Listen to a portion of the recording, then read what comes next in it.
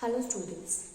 So students, in the previous class in this chapter, that is living things and their surrounding, we were talking about the surrounding. We were talking about the habitat and we had discussed about the different types of a habitat. Now, in this habitat student, we have seen that actually habitat consisting of two components, two different types of components are the part of the habitat. Now, what are the two different types of a component? So, they are the biotic component as well as the abiotic component. So, we said that the living organism and their surrounding. So, living organism, it means it will include the plants, animals and microorganisms.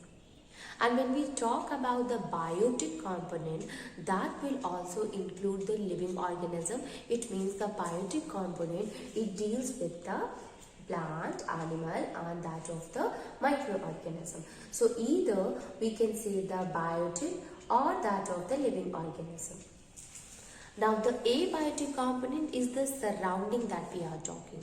It means soil, it means water, it means hill, mountain, rocks, air, all these things we will include into abiotic component. As the name suggests, student, abiotic. So meaning of this abiotic means A means no and bio means living. So here we are talking about the non-living things. So these are the non-living things on which a living things depend. Okay, so we can say that the habitat includes the two type of a component, biotic component and abiotic component, living and a non-living thing. Okay, this living thing, the plant or the animal or the microorganism, they depend their food, the shelter, all these things will occur only due to the presence of the abiotic component. You see, the microorganism, even the small organism, they used to live in the soil. They used to live on the plants, or they used to grow inside the living organism. If you are talking about the microorganism, now the plants also grow in the soil. They take everything from the air. So even the same thing with the animals. So even though we are a biotic component and these are the abiotic component, that is non-living, but for everything, for our basic necessary thing, we are totally dependent upon these abiotic component. Now let us see how is it possible. So you see students, if we talk the first one, and that is, we can say, we will write here first of all that abiotic and biotic are the abiotic and biotic are the factors of the habitat. Factors of the habitat. Okay, so these are the two different factors of the habitat. How can we prove it, student? So you see, the first one is the soil. So the soil, it provides various nutrients.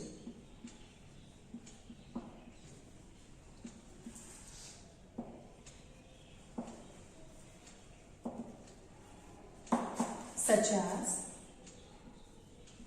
it provides various nutrients such as nitrogen. You know that nitrogen is provided by the soil because we cannot take nitrogen. Remember student, we all need different kind of a thing, different kind of a nutrient. You know that calcium is needed for for strengthening our bone. Likewise, we used to take the different kind of a nutrient.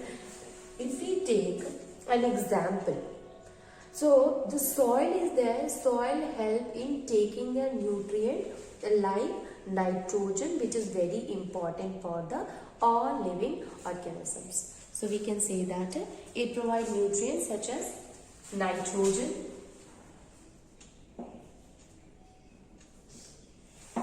which is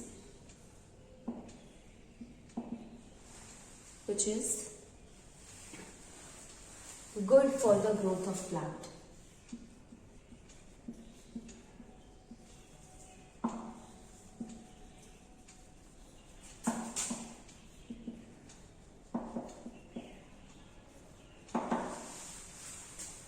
Good for the growth of plants. Now, if air is there, students, you see what will happen if there will be no air? So, if air will be not there, so carbon dioxide will be not there, oxygen will be not there, and you know that we take oxygen, we take carbon dioxide from the air for our respiration process. Okay, so we can say that for respiration, we need oxygen, carbon dioxide, and this is present in the air. So, air provides us oxygen and carbon dioxide. Okay. So, air provides carbon dioxide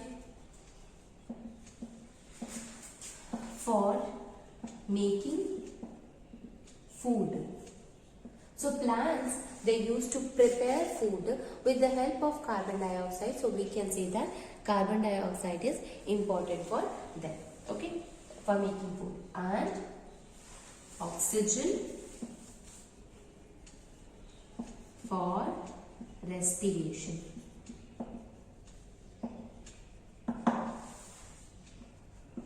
Then the third one is the students, and that is water. You know that water is a non-living thing, na? It means it do not respire, it do not reproduce. So we will consider them as a non-living thing. Is water is essential? Are we dependent on the water? Yes, students, absolutely we are very much dependent on the water. We need water for making food and for our survival. Water is needed by the plants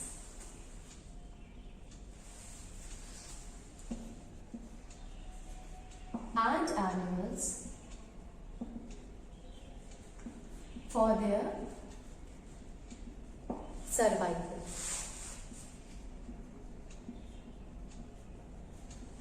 Okay, so for their survival they need water also.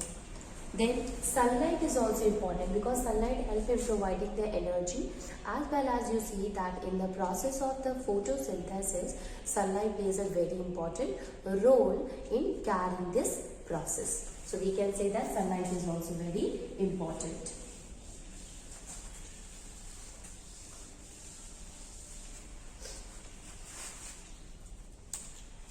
You can write it. Fourth one is sunlight. Sunlight provides energy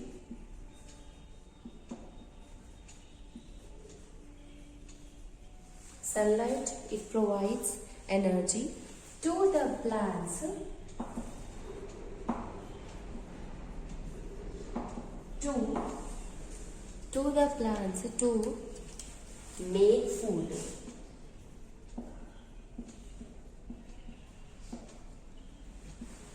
By the process of photosynthesis. Okay, for the process of the photosynthesis, sunlight plays a very important role. Okay, now see, temperature or heat. We had also written here yesterday that temperature is also very important. Heat is also very important. So let us see that what is the role of a temperature or heat.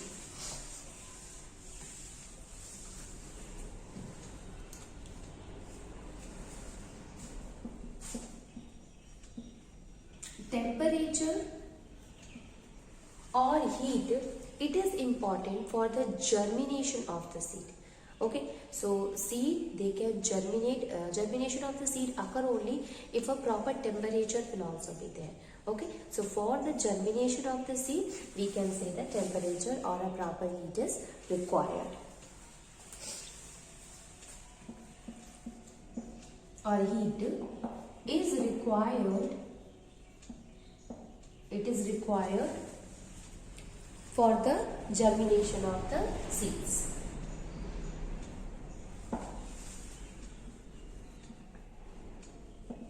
What happened in the germination? The plants they starts growing. So for the germination of seeds to grow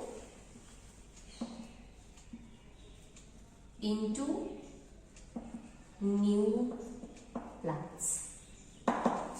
Okay, so to grow into new plants. So you see here student, we have seen that how abiotic factor plays a very important role, which can be a water, which can be air, which can be even the temperature also.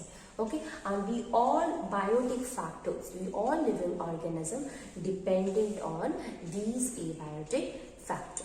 Okay, and that is why he has said that abiotic factor plays a very important role in the for the survival of the biotic factor, for the survival of all the living organism. And there in the habitat there is an interaction occur between the biotic factor and the abiotic factor. Both of them they interact with each other, and thus they are able to survive. The biotic factor are able to survive. So that is why we say that the biotic factors are dependent on abiotic factor.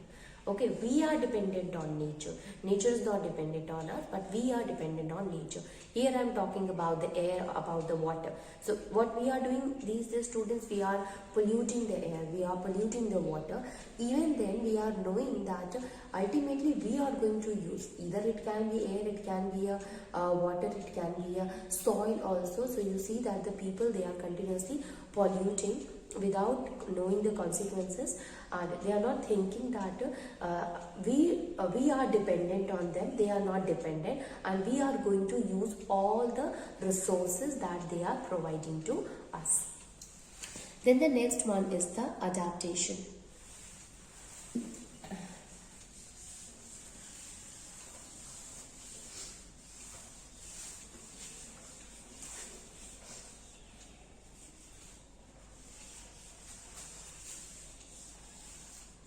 Now you see here students, if we talk about the biotic, abiotic, here all the plants or the animals, they are, we say that there are plants, there are animals which used to live in the desert area, there are plants and the animals which used to live in the water, there are plants, there are the animals which used to present in the hill area or in the mountain or on rocks. There are animals like birds, they can fly. So you see that at the same habitat, if we talk about the terrestrial, on the same terrestrial habitat, there are a different kind of a habitat shown by the plants. Okay, so terrestrial habitat is having the different example, including the desert is there, or a mountain is there, or rock is there. Okay, so the animals, how they used to survive in such conditions. So the plants or the animals, they are able to survive because they made their body like that. So they had adapted themselves in such a way that they are able to survive in such conditions. Okay, so we will see here the next one, and that is adaptation. Adaptation. Let us understand the term adaptation. So we said that a different kind of a habitat is there, and for different kind of a habitat, different kind of animals are there. So every animals, according to their surrounding, according to their habitat, if they have molded them, they have changed themselves so that they can survive in that particular habitat, that is known as a adaptation. Okay, so we can write it that there are different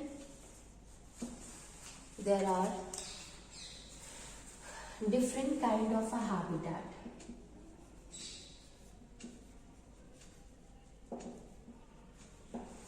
Different kind of a habitat having entirely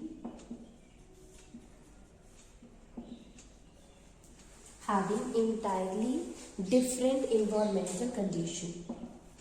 Different environmental conditions.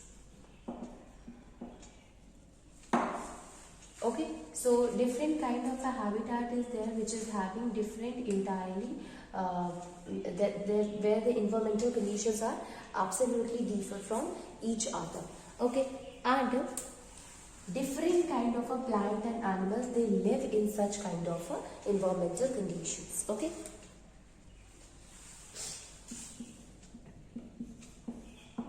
different kinds of plants and animals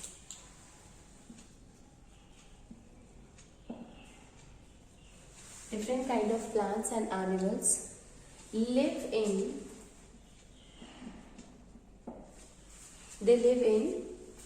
different habitat.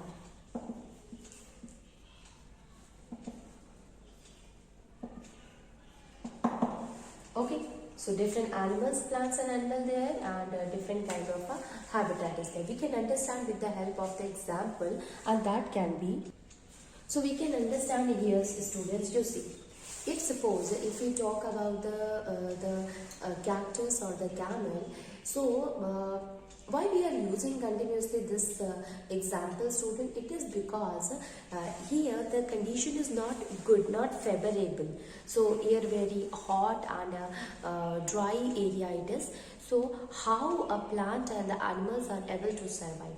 So the cactus and the camel, they are having such kind of a features, or we can say that their body made such kind of a features due to which they are able to survive with a very little amount of water available there for a longer period of a time. You know that water plays a very important role. Water is very essential for the survival of the animals and the plant. But in case of a desert area, the condition is very hot and dry, so they get very little water. It means we can say that little water is available there. So cactus or the camel or the other desert plant and animal, they have adapted, they had made their body in such a way that they can survive in a little amount of water for a longer period of time. So their body structure is such like that they are able to survive there. Okay, so this was about that of the desert. Now see, students, this is the first condition. If we talk about the sea or ocean, so in ocean you will say it is a water only, but you all are knowing that ocean water or the sea water, it consisting of a salt in it. So it is a saline water, right? Consisting of a salt or a saline water, we can say. Now in there also we cannot drink saline water, so there also the fishes are there which used to, or the aquatic plant or the animals are there which used to survive in the ocean, which is present in the ocean. So how they are able to survive there? So their body structure is like that. They have adapted in such a situation so that they can survive in the saline water. You see, students, basically what happened, if we talk about the plants, so plants, even the animals, they used to take the oxygen. Okay, salt is also there, but they used to obtain, they used to extract the oxygen which is dissolved in this saline water. So they used to take out that oxygen from the dissolved water and use it. So this is with that of the marine fishes as well as marine plants as well as marine fishes. Okay, so we can say that that their body structure is like that in such a way that they are able to survive over a longer period of a time in such a situation where the water is not fresh, where the water consisting of a salt dissolved in it. So they are able to survive in the saline water for a long period of a time because their body structure is like that. So you have seen that these two are what's a kind of a condition in which a living organism cannot survive. Now if we take an example of an animal or a plant which used to live in a very cold climate. So you see that a cone plant is there or the polar bear is there. So how they are able to survive in such situation? So they are able to survive in such condition because their body structure is there. They are having fur, the slope is there in case of the plant. So all these things, it means the body structure is like that make it to survive over a long period of a time when the condition is very extreme or in the cold climate. Okay, so you can see here they are having the body structure, or they made their body structure in such a way that they have mold, you can say they have adapted themselves in such a way that they can survive in this extreme condition also. Okay, so we can write it that is a living things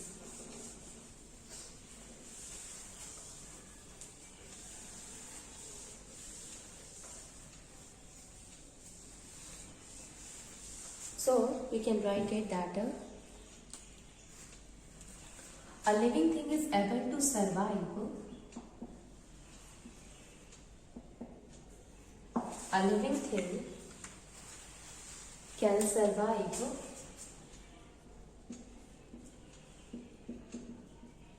in a particular habitat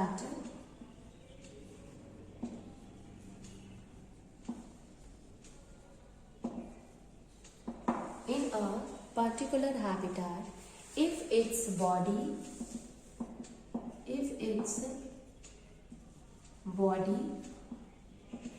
suited or adapted to the environment. Suited or adapted to the environment. Suited or adapted to the environment or condition of that habitat.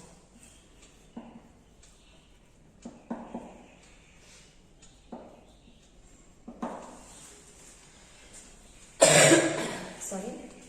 So a living thing is able to survive in such a habitat, in any of the habitat where if its body is like that, if its body is adapted or if it is suited so that they are able to survive in such condition of that habitat. Okay. And how does it occur, student? It occur when plants and animals, they develop a special feature in their body. Obviously, if suppose you have to survive, if suppose a plant and animal was to survive in such a condition or in a particular habitat, they must have some special features which make it to survive in such condition. So we can write it that the presence, plants and animals, they develop a special features.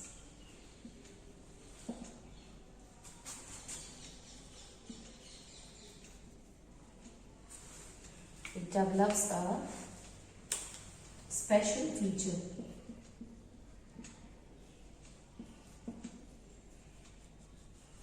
It develops a special feature in their body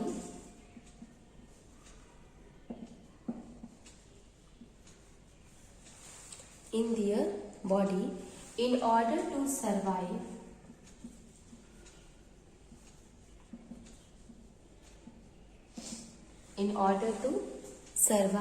in their habitat. In their habitat, it means that particular habitat in which it is living. Okay, so we can say in place of the habitat, we can also write in their surrounding. Okay, so it will make it more clear that here I am talking about the place where they are living actually. So how they are able to survive in their surrounding? Because they have developed, they have generated a special feature, and that special feature make it to survive in such condition. Now the presence of this special feature enables a plant or animals to survive in their habitat, in a particular habitat. That is called as adaptation. Okay, so With the help of this, we are able to write it.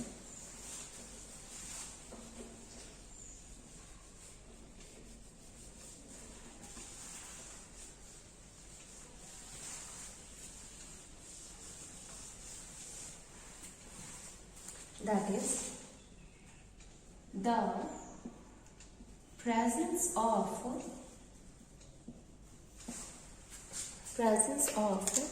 specific feature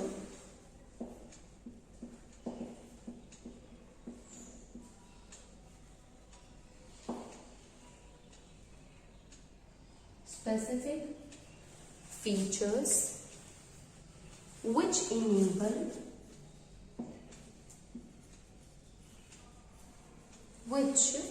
enables a plant or an animal to live in a particular habitat,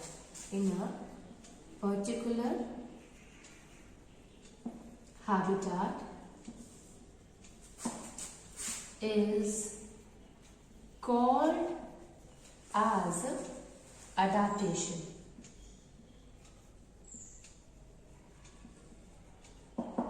Okay, it is called as the adaptation. Adaptation is what? The presence of a specific features in plant and in animals so that they can live in this particular habitat. That is called as adaptation. Okay, so this was about that of the adaptation. Now let us try to understand the term adaptation by taking the help of the different kind of animals which used to show the adaptation. So the first adaptation that we will see in case of the camel. Okay.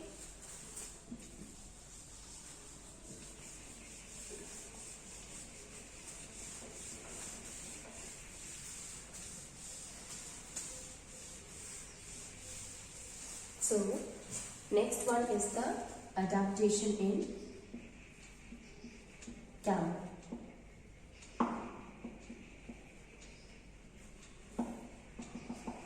So, you see students, we are saying that all the plants and that of the animal, they have generated some kind of a special feature, and due to this presence of these special features, it make the animal can easily survive in their surrounding. So obviously camel is also having a kind of a special feature due to which it is able to survive in such kind of a condition. So we can say that the body structure of the camel help us to survive in desert condition.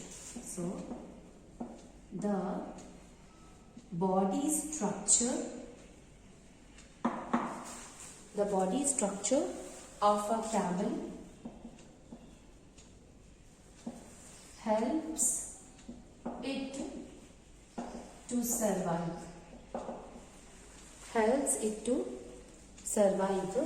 In desert condition. Okay.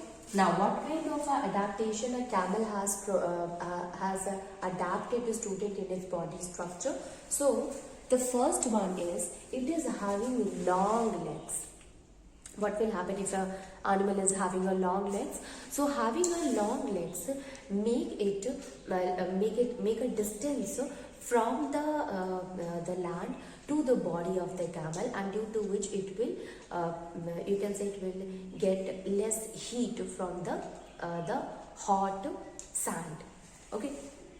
Okay, so we can say that having the long legs make its body to keep it away from that of the hot sand.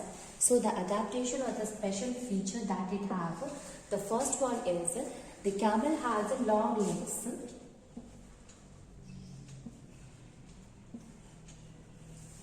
The camel has long legs which helps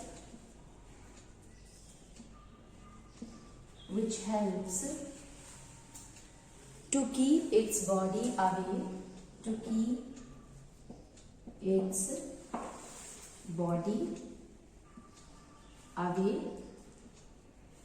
from the hot sand.